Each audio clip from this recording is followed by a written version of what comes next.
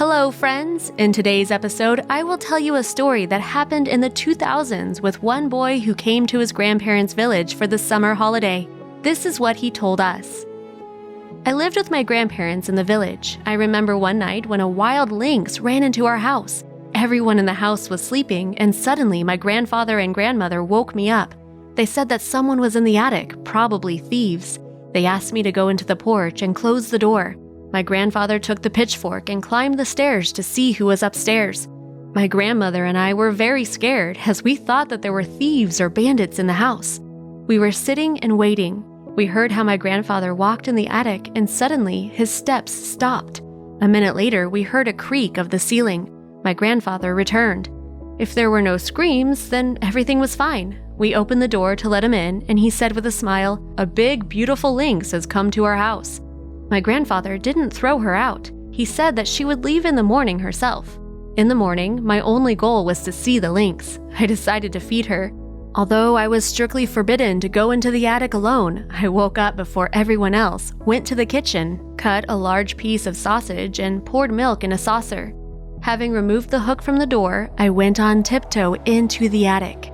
I gently opened the door and, without looking up, could already feel her eyes on me. Goosebumps! She is here and I'll see her now. I raised my head and my heart froze. Yes, it's just like a big cat, like my cat, only bigger. She was sitting on a log and looking at me. Her eyes were gleaming from the sun rays, which seeped into the attic through the cracks in the planks. Such a beauty! I wanted to treat her with everything I brought from the kitchen. Having gained enough courage, I began to go up the stairs. One step, second step, third, and then she hissed at me, baring her fangs. That's how she let me know not to come any closer.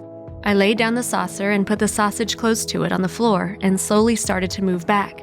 The lynx made some sounds similar to purring or a long meow. I went back into the house, excited and as happy as a hog eating trash. I did it! I was able to see her. Of course, in the afternoon, I was punished. My grandparents saw the saucer and I was scolded for such disobedience. But I didn't regret anything. You probably won't believe it, but the lynx stayed with us until the fall. My grandfather fed her with cottage cheese and chicken, but no one was able to pet her. She also saved my life. One evening, I was coming back home after a walk. I was just 5 meters away from the house when suddenly a huge dog of the neighbor attacked me. Apparently, the dog had broken his chain, barked, and wanted to bite me. I tried to scream but was rendered speechless. Suddenly, the mad dog calmed down and looked towards my house. I heard that sound again, like roaring or purring. The lynx was coming down from the attic. She started to approach us from the side and her hair was raised on her neck. The dog squealed and ran away.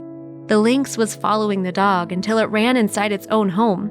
The lynx returned and climbed back into the attic. If the lynx hadn't been there, the dog would have at least bitten me or something worse could have happened.